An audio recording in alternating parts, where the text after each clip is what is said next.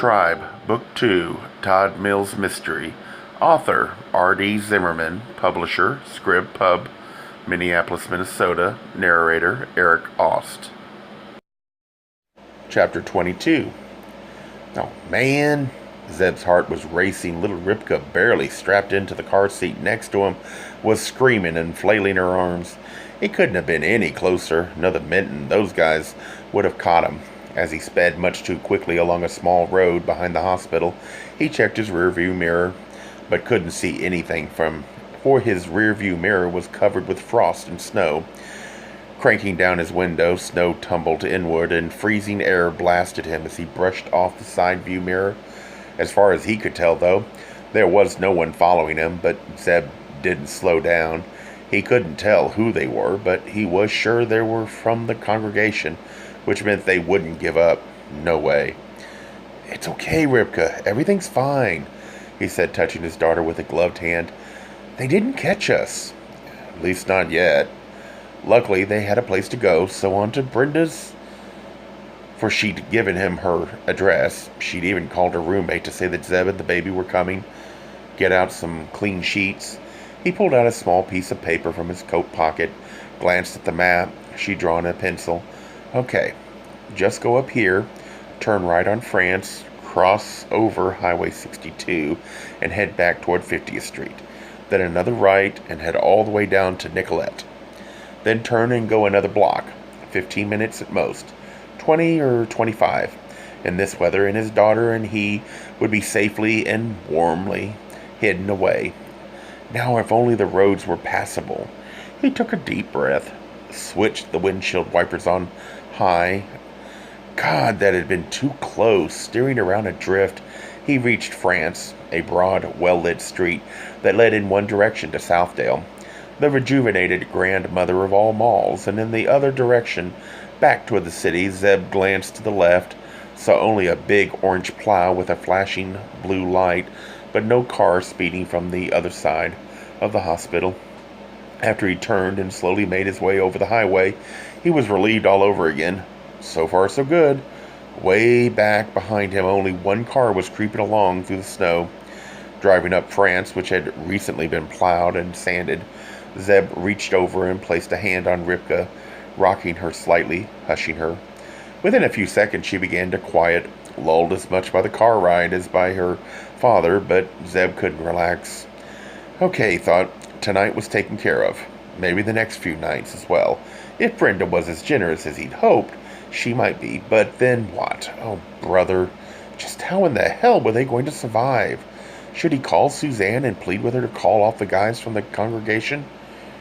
No, she'd never be able to talk her dad out of pursuing him. His word was second only to God's, and he'd always ordered her around. What was it that Gasbag was always saying anyway? "A man is the head of a woman as Christ is the head of the church." Which meant the decision wasn't Suzanne's at all.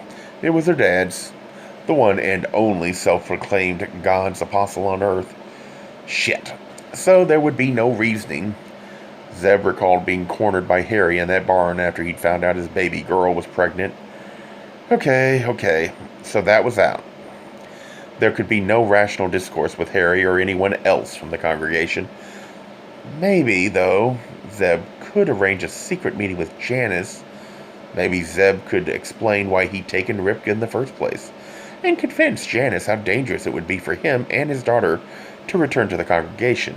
Perhaps she'd give him some money, maybe even a credit card, or couldn't she do something as a lawyer to protect him and Ripka? Hey, he wondered, maybe she could arrange something like one of those witness protection programs he'd seen in some movie before he'd rejoined the congregation. Then again, he hadn't seen a movie, worldliness, since he'd been at the congregation, so maybe they weren't doing that kind of thing anymore. He was somewhere around 54th Street when a small patch of frost on his rear window melted away, and he could see the road behind him. Staring into the mirror, he saw a pair of headlights approaching quickly from behind, and suddenly he felt like a tiny animal about to be pounced upon by an eagle. "Oh no," he muttered. He couldn't tell if it was a car or a truck, or even a cop, but whoever it was driving unusually fast and gaining on him. the lights growing brighter by the moment. What had the congregation done? Bugged Zeb's car? How else were they able to follow him like this? Zeb saw a street sign and automatically turned right. He just couldn't continue along like this, out in the open, so easily seen, and he steered the car from the plowed surface of France Avenue onto a small street where the snow was at least a foot deep. All at once, Zeb felt the car slide to the left of the side road. He spun the steering wheel, gave the car gas. Wasn't that what you were supposed to do on a slippery surface? But the vehicle did just the opposite of what he wanted. Struggling to maintain control, Zeb spun the wheel the other way, felt the car slowing. No, this couldn't happen. He couldn't get stuck so late on such a snowy night. He had a child to take care of. Eyeing a pair of tire tracks in the middle of the road, he stomped the gas pedal all the way to the floor and tried as desperately as he could to maneuver his auto to the packed down snow.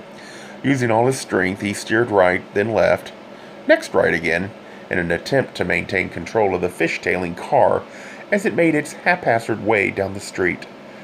Crap, he shouted. The car was rapidly sliding toward a parked sedan. He braked. What were you supposed to do, pump the brakes? Zeb had never seen snow like this, let alone driven in it, and as he turned away to the left, the car oozed to the side, missing the parked snow-covered car by inches. Oh, God! He slid past an alley, and now Zeb's own car was nearly sideways. He frantically straightened the wheel, found himself sliding through the intersection of the next street. As quickly as he could, he turned the wheel again. Nothing. He pumped the brakes. Virtually nothing. Shit, this was like an amusement park ride. Finally, with a gentle thump, the car came to a stop. Zeb looked around, realized he was over to one side of the intersection, right next to a stop sign.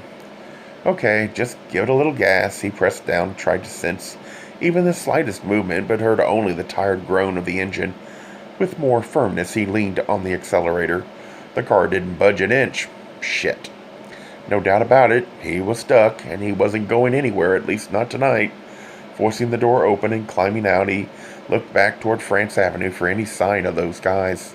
There was no one turning this way, though, so maybe there wasn't anyone tailing him. That was a relief, but now what? Do you live near here?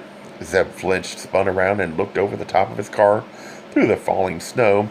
He saw a man in a tan-down parka and a dark blue wool cap who was standing on the sidewalk, snow shovel in hand. What? Replied Zeb. I hope you live close by, because I don't think you're going anywhere tonight. The man, tall and slim with bright cheeks, pushed his wire-framed glasses up his nose, grinned and trudged. You just sort of have to accept that winter's bigger than all of us. The snow already thick on his head and shoulders, Zeb didn't know what to say, let alone do. Yeah, I guess so. Ever fearful, he turned and glanced through the storm toward France. Still no one, but now looking at his car, he could see what the stranger with the snow shovel was talking about. But the automobile was buried all around, the snow reaching up and over the front headlights as well as the rear bumper. At the back of the car, the exhaust was steaming upward through a crack in the snow like a smoldering volcano.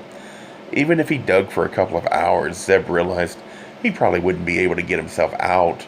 To complicate things just a bit more, Ripka let out a huge wail. I'm here, called Zeb softly, diving headfirst into the open door and awkwardly seating himself behind the wheel.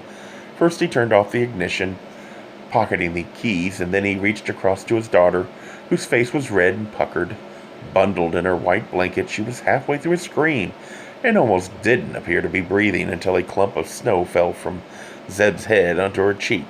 All at once she tore into a loud, piercing shriek. Unbuckling her from her car seat, Zeb lifted her into his arms, held her, cooed to her, patted her on the back. Her crying, however, only seemed to grow more panicky. I'm here, it's okay, desperately pleaded Zeb. What was wrong with her? What did she want? Was she cold? Did she want food? A clean diaper? He patted and bounced her. Yet she cried louder in turn, causing Zeb to grow more desperate with each moment. Oh, God in heaven, this wasn't supposed to be like this. He wasn't supposed to be stuck out in some blizzard, and his baby daughter wasn't supposed to be so miserable. Was this Zeb's punishment? Was God punishing him for taking his daughter and leaving the congregation by hurting Ripka? You need to get your baby inside, called a voice through the half-open driver's door. Zeb flinched, hung on to Ripka, and looked up to see the stranger, the guy in the brown coat. What? It's too cold to stay out here with a baby. You need to get her someplace warm. Do you live nearby? No, said Zeb, shaking his head slightly and looking pathetically desperate. I was on my way to 50th and Nicolette. You'll never make it? Not tonight, anyway. Why don't you get your things and come with me? Well, it's okay. My name's Mark. I'm the minister at this church. I've got plenty of room. Zeb looked out his frosty windshield and saw what he hadn't seen before, a small stucco and wooden church occupying the corner. He shifted Ripka in his arms, kissed her forehead. What choice did he have? It was either sit out here and freeze or accept this stranger's offer. Thanks, I'm Zeb. Over the baby's wailing, he added, and this is my daughter, Ripka. Come on, let's get you out of the storm. Not wasting a moment, Zeb reached down to the floor in front of the passenger seat and gathered her bottle, the medication, a couple of diapers. There wasn't much, only the things that Brenda had given him at the hospital. Here, let me help you, said Mark, reaching in and taking the loose items. It was a good thing I was out here trying to get a jump on the shoveling, which I must add has been quite the losing battle. Pressing his screaming baby close to his chest and trying to shield her from the weather, Zeb climbed out of the car and waded through the snow, and around the back of his car, he followed Mark through the gusting snow, over a snowbank, onto the partially shoveled but now drifting sidewalk, and not up to the wooden church, but to a small beige house immediately next door. This is the parish house, explained Mark, holding open the porch door and ushering in Zeb. As Ripka cried on and on, they stepped into a small entry at one side of the living room, and Zeb looked around, saw 2 couches, lots of chairs, a black upright piano. His gut clutched. He recognized the signs, the accoutrements of a church. They'd had a room not unlike this at the congregation, where people had gathered for prayer and song. At once he worried what he was falling into, and made a mental note that in no way could he mention the congregation. The last thing he wanted was for this minister to rat him out. For the night, though, at least they'd be warm. He had no other choice. Crisis averted, Ripka, he said, kissing the baby, who continued to cry. The minister shed his down coat and wool cap, revealing a thin man with red cheeks, a warm smile, gold wire-rimmed glasses, and thinning blonde hair. Immediately he reached for the baby. Here, let me hold her while you take your coat off. Mark looked down at the baby in surprise. She's quite young, isn't she? A little over 4 months. It's okay. Everything's fine, little girl, he said, rocking her gently, and then looking up at Zeb. And what, asked the fatherly minister reproachfully, were you doing out with a child this young in a storm? This bad. Zeb looked down and replied, She's sick. I had to go to the hospital to get her some medication. Well, if there's a good reason, I suppose that's it. But where, I might ask, is the hot mother? She's... Well, he thought it really wasn't a lie. She's at her father's. Oh, so you're being the consummate dad. Bravo. The baby started to howl louder than ever, and Mark said, A lot of good I'm doing. I think she just needs to eat. Zeb lifted a can of formula out of the pocket of his parka. Can I heat this up? Absolutely, but why don't you let me do that? He said, handing the baby to Zeb. There's a tape recorder and a lullaby tape over on the shelf there. It's a great tape. One of our members brought it over. It's got the voices of babies cooing, and it works like a charm. Someone used it just last week. As Mark disappeared into the kitchen, Zeb, cradling the baby in one arm, fumbled to get the tape into the small machine. Even when he succeeded in getting the tape going, however, Ripka cried on and on, her sobs becoming more desperate, more intense. Nothing quieted her at all until a couple of frantic minutes later, Mark reappeared with the warmed formula, which he handed to Zeb. Bottle in hand, Zeb then sat down in a rocking chair and started feeding his daughter, and within moments all was blessedly quiet. "Finally," said Zeb, looking up at Mark. "Yes, indeed. That's better." As Zeb fed Ripka, the minister called his neighbor a young mother who brought over a portable crib and some baby blankets, which they set up in the ground floor guest room. The double bed for Zeb was already made, and just over an hour after getting so horribly stuck, Zeb found himself bidding good night to first the neighbor and then Mark. "Thank you very much," Zeb said as he stood in the doorway to his room. "I don't know what we would have done without your help." "Certainly," Mark hesitated.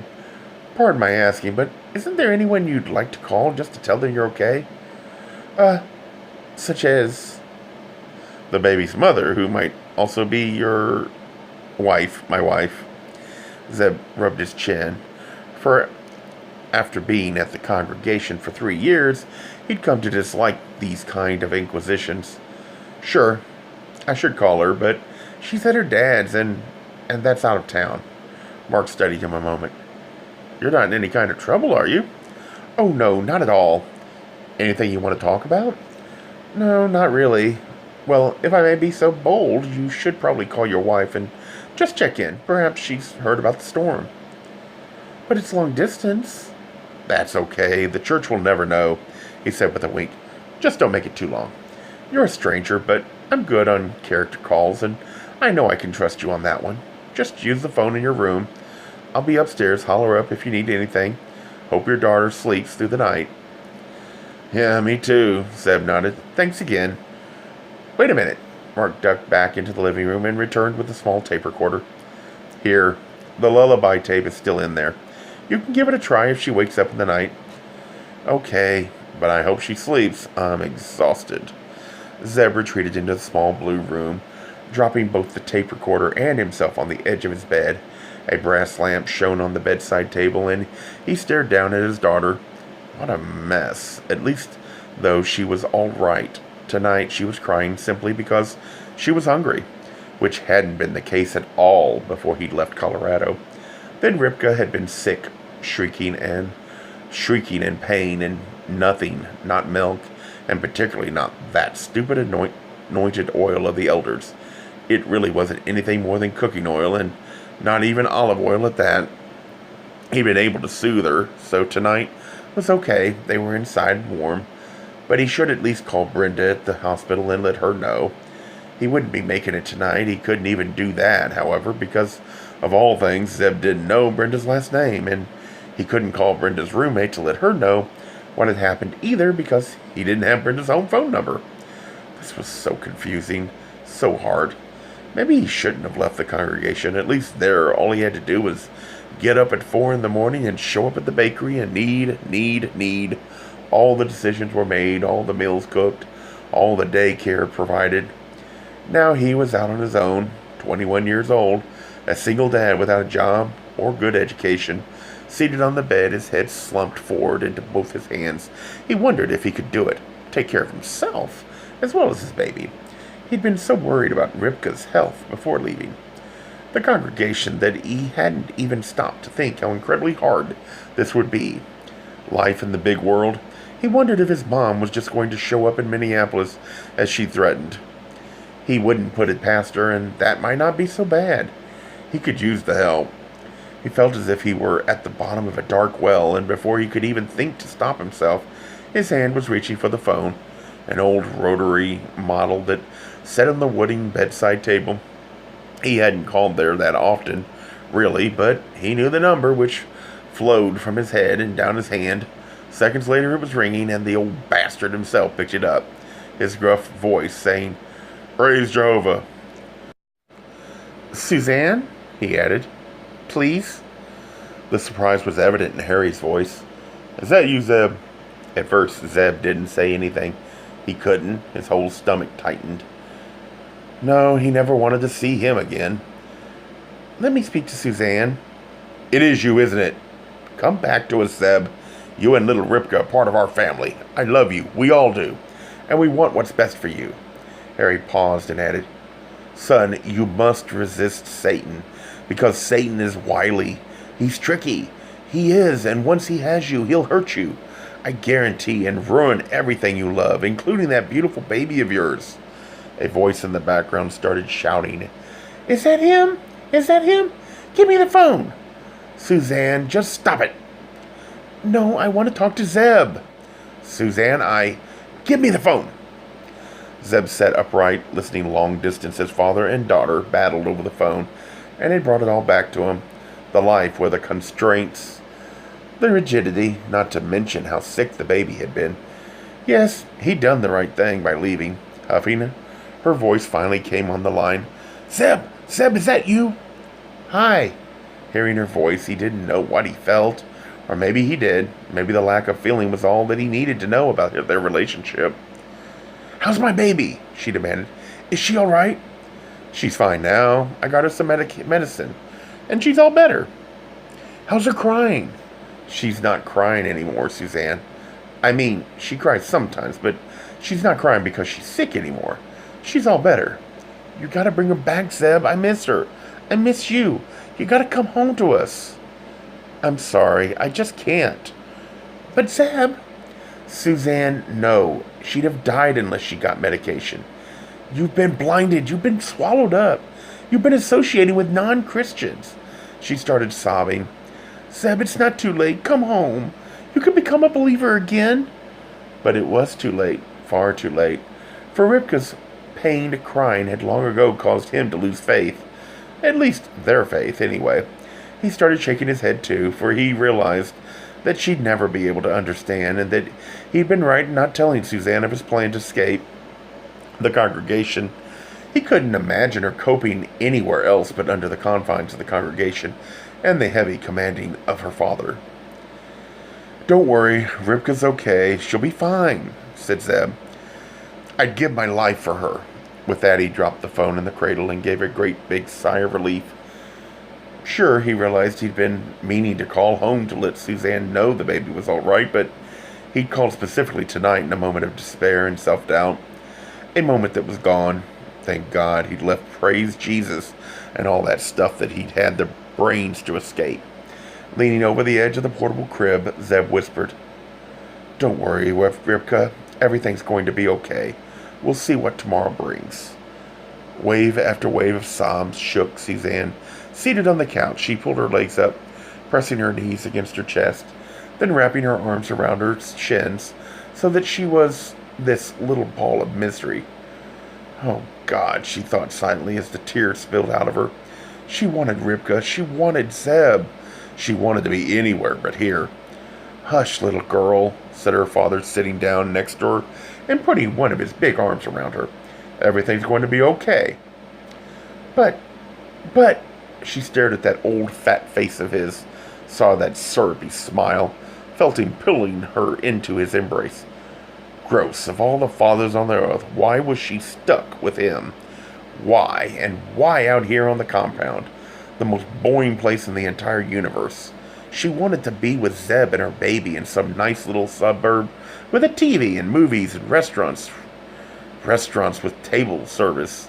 They could still go to church. They could work for Christians. Visit with Christians. They could lead godly lives. Oh, she wanted a car that she could just hop into and go anywhere. A car with a radio, no less. "Don't you see, Pumpkin?" continued her father with a huge sly grin on his face. "We've got Zeb now. We're going to get your baby back. And we're going to make that husband of yours pay for the sins he has committed." A huge sob billowed up, but then stopped, and Suzanne wiped her eyes.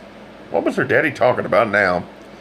"Satan may be wily, but I'm more clever, I must say." He held up a piece of paper with a name and number scribbled on it and proclaimed, "Zeb's right here at this man's house." What are you talking about?" "Don't you see? Zeb's at this guy's house. This Mark Olson. And this is the phone number. You see? Zeb called here, and that little contraption over there," he said, pointing to a small box by the phone, identified the name and number of the phone he was calling from. "That means we found him. Tomorrow morning, we'll have Paul and Rick head right over there, and then you'll have your baby back."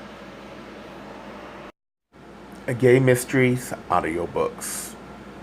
I think it is easy to hate a label, but a face humanizes the word.